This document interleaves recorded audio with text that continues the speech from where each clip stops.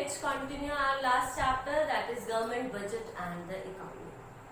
Students, last video में हमने पढ़ा meaning of the budget, objectives of the budget और कुछ जनरल नॉलेज बजट के रिगार्डिंग कि कहाँ से आया, ऑरिजिन कहाँ से हुआ और कैसे कैसे चेंजेस आए हमारे बजट के अंदर, जो कि मैं समझती हूँ कि हर एक पर्सन को, हर एक स्टूडेंट को पता होना चाहिए कि इकोनॉमी में हमारे बजट किस तरह से कहाँ पर प्रेजेंट होता है, कौन प्रेजेंट करता है, क्या टाइमिंग रहती है, ये सब हमने वहाँ पर डिस्कस किया। आज हम इस वीडियो में डिस्कस करने वाले हैं about the structure of our government budget, कि कौन कैसा स्ट्रक्चर है हमारे गवर्नमेंट बजट। जैसे कि वहां पर हमने डेफिनेशन में पढ़ा था कि दो मेन कंपोनेंट्स है बजट के, कौन कौन से, एक तो receipts and second is expenditure. तो the main two components of budget are budget receipts and budget expenditure. Structure of budget को हम कंपोनेंट्स ऑफ बजट अगर वर्ड आ जाता है तो वो भी सेम ही बात, यही इसी को ही हम कंपोनेंट्स ऑफ बजट भी कहते हैं और स्ट्रक्चर ऑफ बजट भी बोलते हैं। तो दो मेन हमारे कंपोनेंट्स है, कौन कौन से, budget receipts and budget expenditure. Budget receipts क्या है? All that receipts which estimated money receipts of the government from all sources during a fiscal year. अब ये फिस्कल ईयर क्या होता है? स्टूडेंट्स कई बार पूछते हैं मुझसे फिस्कल ईयर मैम क्या होता है। फिस्कल ईयर बेटा हम अकाउंटिंग ईयर को ही फिस्कल ईयर बोलते हैं, ठीक है, जो हमारा एक साल का है, दैट इज 1 अप्रैल टू 31 मार्च, जो हमारा इंडियन फिस्कल ईयर है। ओके, तो एस्टिमेटेड, पहली बात तो मैंने वहां पर लास्ट वीडियो में भी ये बताया था कि बजट की अगर बात कर रहे हैं तो ये एक प्लान स्टेटमेंट होती है, एस्टिमेट लगा के चलते हैं हम। यहाँ पर एक्चुअल की बात हम यहाँ पर नहीं करते कि एक्चुअल में हमारी इनकम कितनी हुई, एक्चुअल में हमारा एक्सपेंडिचर कितना हुआ, वो हम बजट में बात नहीं करते। यहाँ पर किसकी बात करेंगे कि हम एस्टिमेट लगा के चल रहे हैं कि कितना होगा इन फ्यूचर। तो बजट क्या है? एक फ्यूचर स्टेटमेंट है जो कि हमें बजट गवर्नमेंट की रिसीट्स और गवर्नमेंट के एक्सपेंडिचर के बारे में बताता है। तो बजट रिसीट्स क्या है? एक एस्टिमेटेड रिसीट्स है गवर्नमेंट की, जो हमें ये बताते हैं कि कौन कौन से मेजर सोर्सेज से गवर्नमेंट को इनकम हो रही है, गवर्नमेंट को रिसीट्स मिल रही है विद इन अ 1 ईयर और you can say fiscal year. और बजट एक्सपेंडिचर क्या है? कि बजट एक्सपेंडिचर वही एस्टिमेटेड एक्सपेंडिचर गवर्नमेंट का of the government during the fiscal year. तो आज सबसे पहले हम बात करेंगे बजट रिसीट्स की। The budget receipts further divided into two parts, that is revenue receipts and capital receipts. अब ये revenue receipts और capital receipts क्या हो? देखो revenue receipts क्या है? Which do not create any corresponding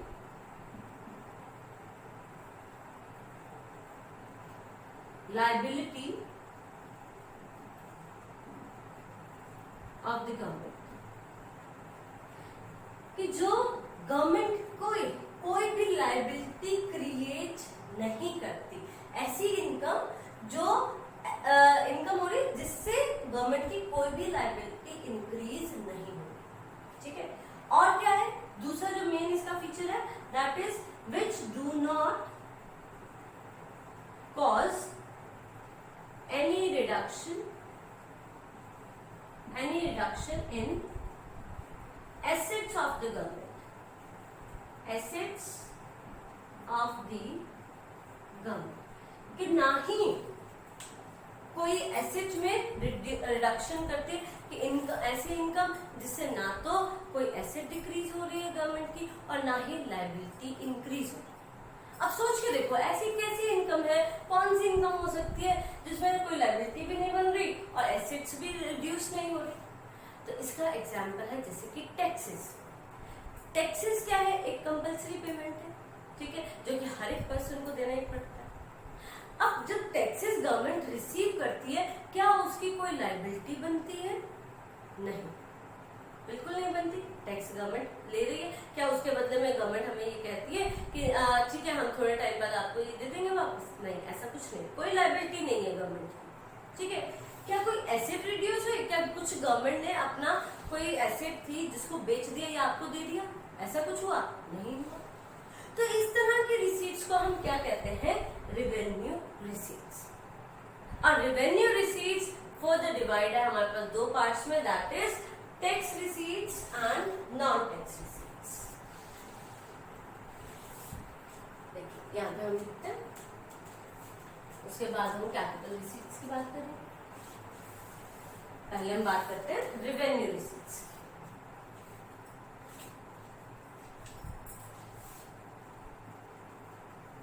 revenue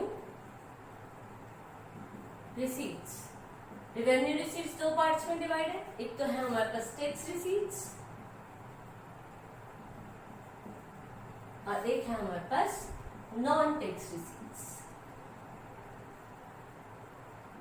यानी कि ऐसी इनकम जो टैक्स से भी मिल रही है और एक जो बिना टैक्स के मिल रही है। अब टैक्स वाली इनकम कौन सी है? टैक्स रिसीट्स क्या है? हमारे पास कितने तरह के टैक्सेस है? अलग अलग कैटेगरी में डिवाइड है हमारे पास टैक्सेस।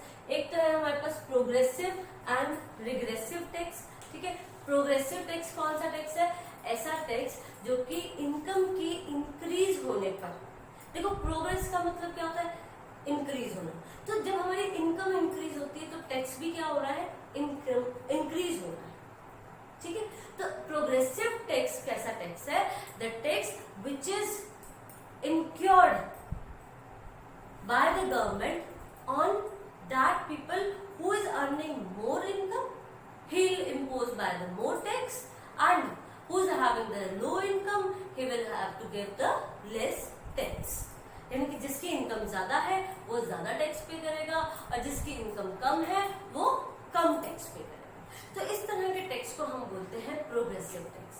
यहाँ पर अगर हम देखें तो टैक्स बर्डन जो रहता है वो मेन किसके ऊपर रहता है? रिच पर्सन कि रिच पर्सन जो रिच है उनके ऊपर ज्यादा टैक्स लगेगा, जो पुअर है उनके ऊपर कम टैक्स लगेगा। सेकेंड तरह का हमारा जो टैक्स आता है that is regressive tax, just opposite है प्रोग्रेसिव टैक्स का। रिग्रेसिव टैक्स क्या है? जिनकी इनकम ज्यादा है उनके ऊपर कम टैक्स और जिनकी इनकम कम है उनके ऊपर ज्यादा टैक्स। ओके, तो इस तरह का टैक्स को हम बोलते हैं जहां पर पुअर के ऊपर बर्डन ज्यादा रहता है, that tax is called regressive tax.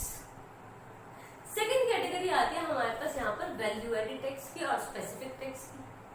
अब वैल्यू एडेड टैक्स क्या है कि वैल्यू ऐड होती जा रही है at the every stage of the production, तो इस तरह के टैक्स को हम बोलते हैं वैल्यू एडेड टैक्स। और जहां पर टैक्सेस एक स्पेसिफिक क्वांटिटी के अकॉर्डिंग लगे, एक स्पेसिफिक साइज के अकॉर्डिंग लगे, वेट के अकॉर्डिंग लगे, तो उसको बोलते हैं हम स्पेसिफिक टैक्स। कि जहां पर कि अगर ज्यादा वेट है तो ज्यादा टैक्स, कम वेट है तो कम टैक्स, साइज बड़ा है तो ज्यादा टैक्स, कम है तो छोटा कम टैक्स। ओके, तो इस तरह के टैक्स को बोलते हैं हम स्पेसिफिक टैक्स।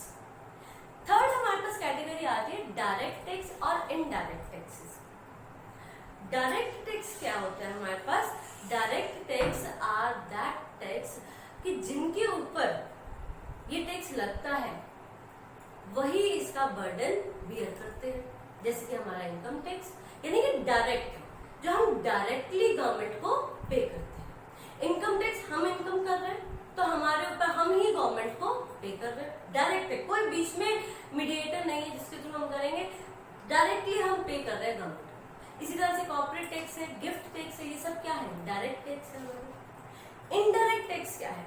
इनडायरेक्ट टैक्स जो हम डायरेक्टली पे नहीं करते गवर्नमेंट को, जैसे कि सेल्स टैक्स। आपने देखा होगा यूजुअली अगर कोई प्रोडक्ट आप परचेज करके लाते हो वहां पर एमआरपी के नीचे या ऊपर लिखा होता है इंक्लूडिंग ऑल टैक्सेस। तो इसका मतलब वो जो एमआरपी बना है, जितने भी प्राइस उस पर लिखा हुआ है, उस प्राइस के अंदर टैक्स इंक्लूड है। और वो टैक्स किससे लिया जा रहा है? आपसे लिया जा रहा है। क्या वो टैक्स सेल्समैन बियर कर रहा है? नहीं, वो कौन बियर कर रहा है? हम बियर कर रहे हैं। लेकिन वो टैक्स पे कौन कर रहा है? सेल्समैन पे कर रहा है। ठीक है, हमने गवर्नमेंट को नहीं दिया, हमने वो पैसे जो थे जो ऑलरेडी इंक्लूड थे उस प्रोडक्ट के अंदर, वो पैसे हमने दिए सेल्समैन को और सेल्समैन ने अपनी सेल शो करके किसको पे किए? गवर्नमेंट। तो ये क्या है? एक इनडायरेक्ट टैक्स कि जहां पर डायरेक्ट बर्डन पेयर के ऊपर नहीं पड़ता, इनडायरेक्ट बर्डन, जैसे कि सेल्स टैक्स है, एक्सपोर्ट ड्यूटी है, ये सब किस तरह के टैक्स है हमारे पास? इनडायरेक्ट। ओके, तो ये तो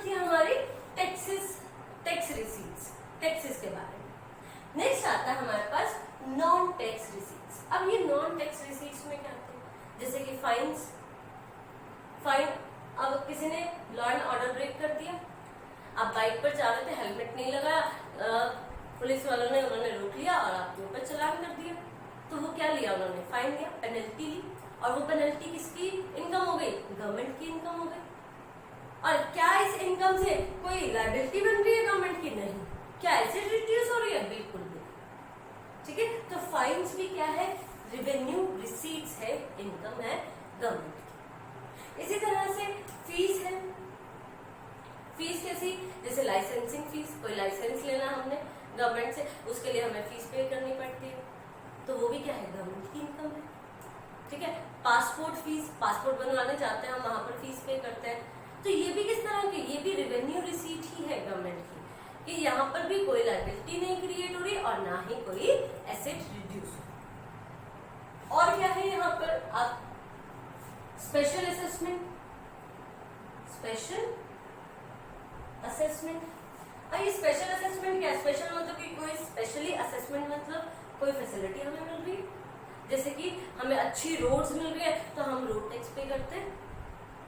ठीक है, तो रोड टैक्स पे करते हैं, लेकिन वो अलग है, वो टैक्स में आ जाएगा। यहाँ पर जो स्पेशल है कि उन रोड्स के बनने की वजह से, वो रोड्स जो बनाई है, आपसे डेवलपमेंट असेसमेंट, जो डेवलपमेंट टैक्स लिया जाता है या डेवलपमेंट फीस जो ली जाती है, किसी भी सोसाइटी में आप देखेंगे कि वहां पर डेवलपमेंट फीस होती है, कि जैसे सीवरेज आपको फैसिलिटी दी गई है, कोई पार्क फैसिलिटी दे रहे हैं, तो उसके एक्स्ट्रा चार्जेस लेते हैं, तो वो क्या है, वो एक तरह से वो भी इनकम ही हो रही है गवर्नमेंट। और इसमें क्या इंक्लूड होगा आपका एक्सीट,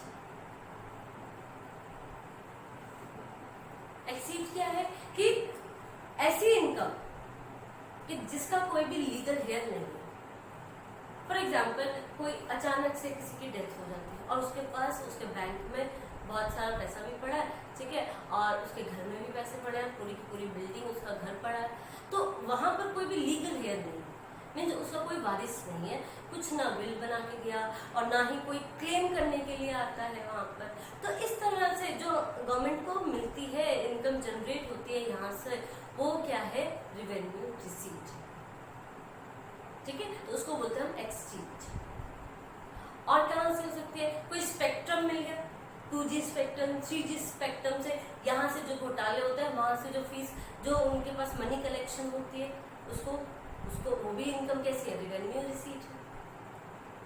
और यहाँ पर क्या हो सकता है, यहाँ पर और हो सकता है आपके पास स्पेक्ट्रम हो गया, फाइन्स, फीस, स्पेशल असेसमेंट्स, और यहाँ पर income from public, yes, income from public जो एंटरप्राइजेस है, ठीक है, उनसे जो इनकम होती है, पब्लिक एंटरप्राइजेस की, गवर्नमेंट की, जो जैसे कोई भी कंपनी है, इंडियन ऑयल है, ठीक है, एनटीपीसी है, ये सब किसकी है, गवर्नमेंट की है। तो यहाँ से जो इनकम जनरेट होकर आ रही है, वो किसमें इंक्लूड होगी, आपकी रेवेन्यू रिसीट में, वो भी रेवेन्यू मिल रहा है, उसको इनकम हो रही है गवर्नमेंट को।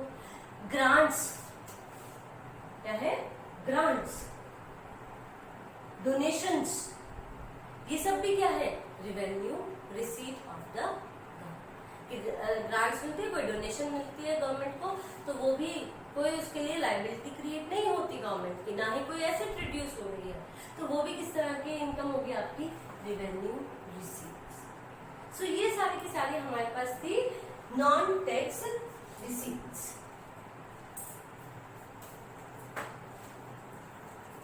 नेक्स्ट हम बात करते हैं, तो हम ये कह सकते हैं कि रेवेन्यू रिसीट्स कौन सी रिसीट्स होती है, are that receipts which do not create any corresponding liability of the government and also do not cause any reduction in the asset of the government. Second हमारे पास आता है capital receipts, जो हमारे पास second point आया था, that is capital receipts.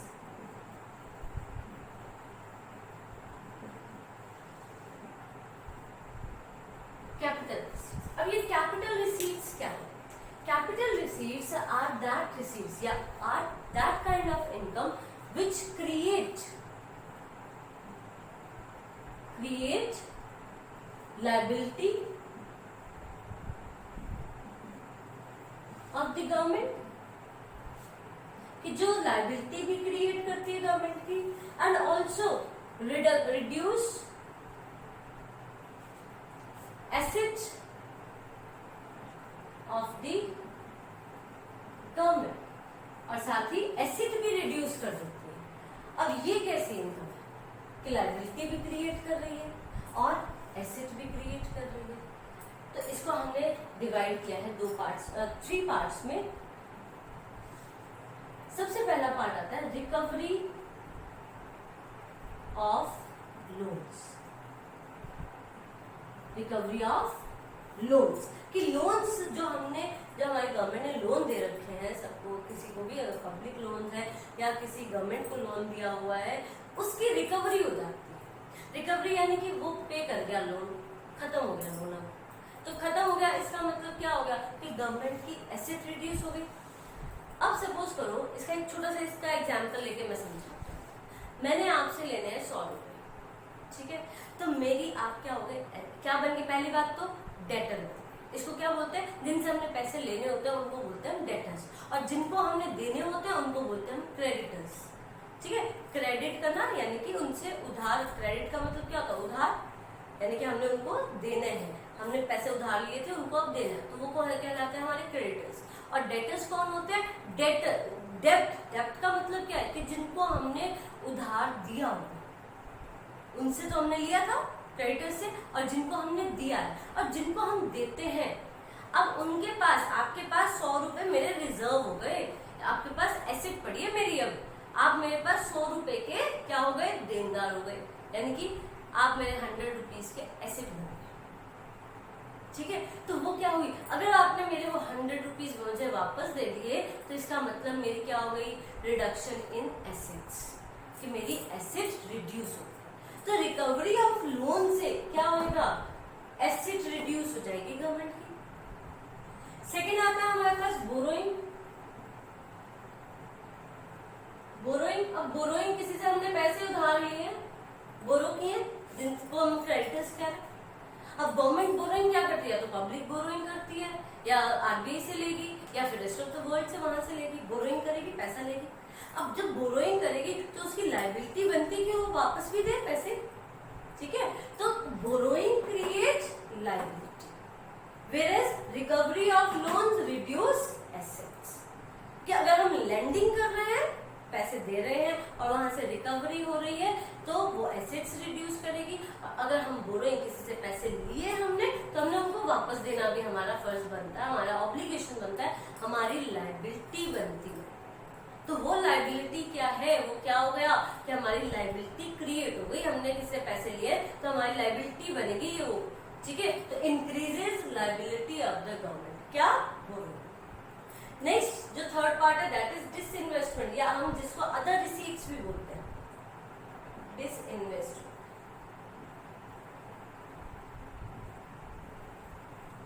जिसको हम other receipts भी बोलते हैं, ठीक है। अब देखो डिसइन्वेस्टमेंट का मतलब क्या होता है। पहली बात तो इन्वेस्टमेंट क्या होता है, इन्वेस्टमेंट होता है कि हमने कोई चीज परचेज की उससे हमें प्रॉफिट जनरेट हो, रिटर्न्स मिले, इसीलिए हमने उसको क्या किया, परचेज कर लिया, उसको हम बोलते हैं इन्वेस्टमेंट। डिसइन्वेस्टमेंट के इसका अपोजिट, परचेज का अपोजिट क्या होगा, सेल करना, है ना।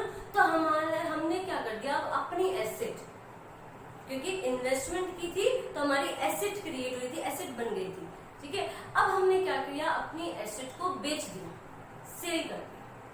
अब मैं बाइक, मेरे पास एक बाइक है, उस बाइक को मैंने सेल कर दिया, तो बाइक को सेल करने के ऊपर के वजह से मेरे पास पैसे तो आ गए, 20,000, 30,000, 40,000, जितने की भी वो सेल हुई, उससे मेरे पास एक बार तो पैसे आ गए, लेकिन मेरी एसेट क्या हो गई, रिड्यूस हो गई, कम हो गई।